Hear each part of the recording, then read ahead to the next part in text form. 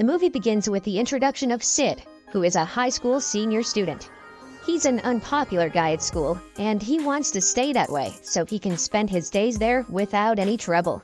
For this, he's come up with 3 rules, and the first one is about staying as silent as possible, because silence never leads a person to problems. His second rule is to avoid standing out and seeking the spotlight in school. So he takes on low-key roles like helping out at hockey games, being a backup in school plays, and participating in the annual video game team. Finally, his third rule is to stay away from the school's infamous bully named Chuck.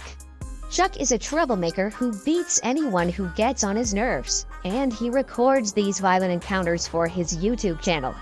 There was even an incident where he almost killed someone, but due to his wealthy father, he managed to escape legal consequences.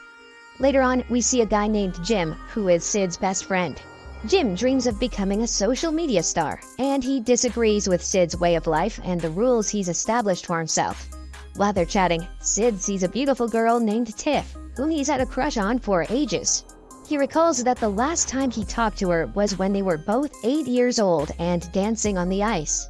Now he's hesitant to confess his feelings because she's dating Chuck. Afterward, Sid and Jim are strolling through the garden when their third friend, Luna, arrives. It's apparent that Jim and Luna have feelings for each other, but they deny it and often fight with each other. After school, Sid arrives home to find both of his mothers waiting for him. They inform him that he's received a letter from the school, and they are aware that the homecoming party is approaching. Sid says that he does not want to go, but his mother tells him it's a memorable experience he'll cherish as he grows older. However, Sid is still uninterested and mentions he doesn't even have a date for the event. That weekend, Sid spends his time playing video games, and when he arrives at school, he is exhausted from going 72 hours without sleeping. His sleep deprivation starts affecting him in various ways, from his eating to his lack of energy for sports. In his fatigued state, he accidentally insults Chuck, who then violently attacks him in front of their classmates. A teacher eventually intervenes, but Sid, who is still not in control of himself, disrespects the teacher in front of everyone.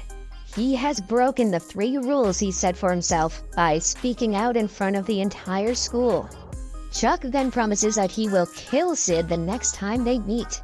In the next scene, Sid awakens in a bed, and Jim is beside him, saying that he has been unconscious for 7 hours.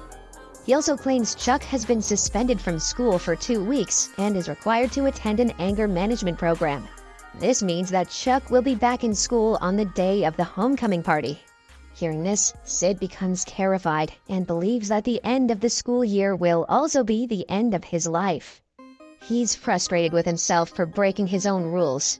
The next day, he goes to school thinking that his life will end in 2 weeks and that he cannot leave the world without enjoying anything. Later, in a sex education class, a girl is giving a lecture about abstinence, so Sid gets up and argues against it. He asserts boldly that having intimate urges is natural and we should not be scared to embrace them. He claims that everyone in this class is horny but afraid to express it. The students admire his audacity, and each of them begins to speak up and share their thoughts. He exits the classroom, proud of himself, but he remains surprised where he got this courage from. Meanwhile, Jim is also proud of Sid, who has become a hero to others by expressing himself without fear. Sid then receives a message from an unknown number from a girl who has liked him for a long time, and she finally reached his phone number. She compliments him on his bravery in class, and Sid is happy that he's finally found a girl who likes him. After school, Sid heads to his job as a pizza delivery man. After finishing his shifts, he sits down with Jim and begins fishing. He informs Jim that because Chuck is returning in 2 weeks, he will certainly kill him. So he decides that he must compile a list of things he must complete before he dies. With only 14 days left, Sid goes to school, and for the first time, he feels unafraid. All the students treat him like a hero, and Jim informs him that the whole school is buzzing about him. Just then, Sid receives a message from the unknown girl, mentioning she's watching him from afar. He scans the area and spots Tiff approaching, so he figures she must be the one messaging him. Tiff then walks over to Sid and apologizes for Chuck's behavior. She informs him that she is broken up with Chuck, which makes Sid happy. She asks him if he will attend the hockey game at night, to which he responds that he will. In the next scene, we're introduced to a guy named Eric, who is the hockey team's star player. His father is the coach of the hockey team, who criticizes him severely if he does not play well. During halftime, the team heads to the locker room and they're losing. The coach begins yelling at everyone in the locker room, particularly his son. They're getting ready for the second half of the game, but Sid notices that Eric looks upset, so he decides to talk to him. Eric opens up to Sid and admits that he doesn't like playing hockey and his dream is to be a dancer. Sid comforts him by saying it's okay not to play if he doesn't want to. After this, Sid puts on Eric's clothes and goes outside in his place. At first, he's really scared and not playing well, but then he remembers he was great at ice skating when he was younger. He also thinks about how his life is ending soon, so he decides to have fun and give it his all. Sid starts playing like a pro, and the team eventually wins. When he takes off his helmet, everyone realizes he's not Eric, and they're even more impressed. The coach is so amazed that he offers Sid a spot on the team. Just then, the mysterious girl texts Sid again and compliments his amazing performance. The next day, it's time for the presidential elections, and we meet Megan, who is running for the position. She talks to her classmates, searching for an assistant, but they all make fun of her. Sid, feeling for Megan, steps up to be her assistant, and Megan agrees since she has no other options. Afterward, Sid goes to a student who sells drugs inside the school and buys some from him. Later, Sid learns that Eric has joined the dance team and gets happy that he's finally done what he loves. At night, Sid continues chatting with the mysterious girl he likes, still unaware of her true identity.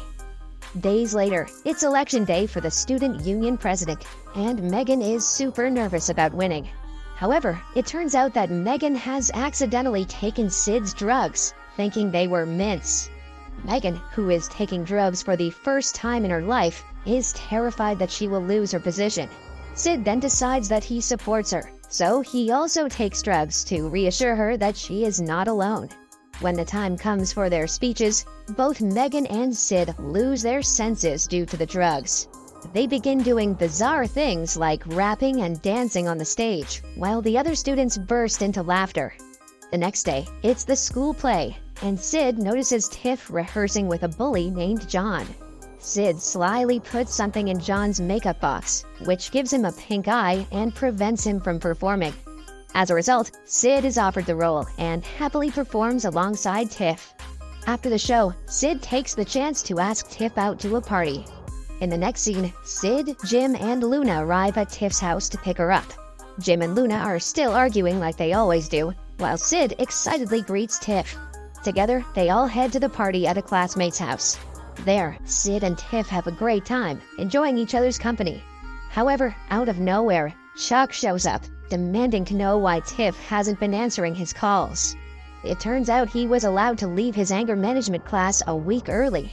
Chuck tries to take Tiff away, but Sid steps in and holds her hand. Chuck gets angry and threatens Sid, saying he's going to kill him.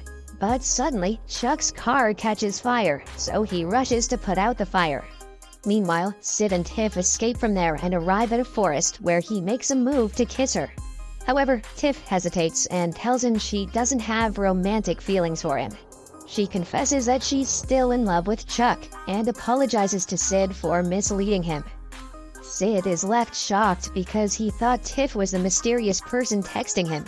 However, Tiff clarifies that she doesn't even have his number. Heartbroken, Sid heads back home with Jim and Luna.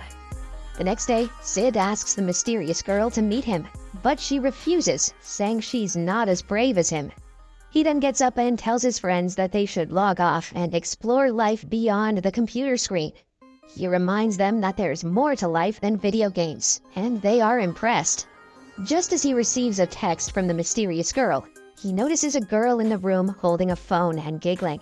He realizes she's the one and tries to talk to her, but she runs away. He eventually catches up to her, and the girl introduces herself as Katie. Although she's a bit embarrassed, Sid is thrilled and asks her out on a date. After school, Sid and Katie go on a date and quickly grow fond of each other. In a short time, they share a kiss and decide to start a relationship. One day, while Jim is outside walking his dog, he spots Chuck and his friends in a car. They offer him a ride and suggest filming a video together. Jim has always dreamed of being famous, so he agrees without giving it much thought. The following day, Sid arrives at school and is shocked to find that all the students are mad at him. One of them shows him a video where it's revealed that Jim got drunk and spilled all of Sid's secrets. In the video, Jim claims that Sid made a list of his last wishes and even took drugs. He admits that Sid gave John pink eye and caused him to drop out of the role at the last minute. He also discusses how Sid wants to get laid and is dating someone else after Tiff rejected him. As a result, all of the students are now hating Sid. He's kicked off the video game team as well as the hockey team. Megan is also removed from being the class president due to drug use, and she is furious at Sid. She then tries to speak with Katie, but she discovers that she hasn't come to school that day.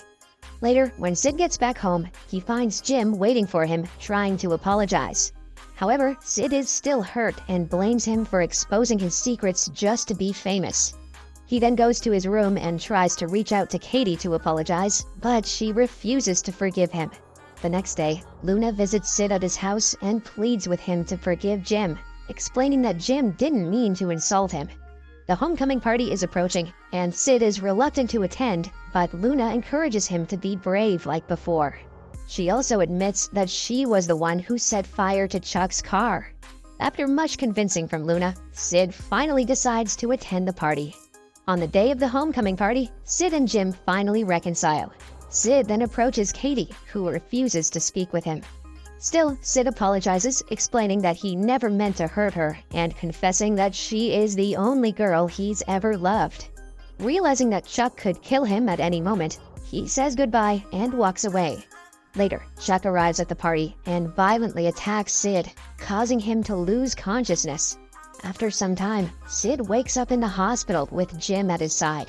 Jim shares that he too was attacked and starts telling what happened after Sid lost consciousness. In a flashback, we see that Jim also attacked Chuck to defend his friend, and then Luna joined in as well. After this, Eric began beating his father and stating his dream to be a dancer. The party descended into chaos as different groups began fighting with each other. After this, Sid leaves the room and finds the hospital full of the rest of the students.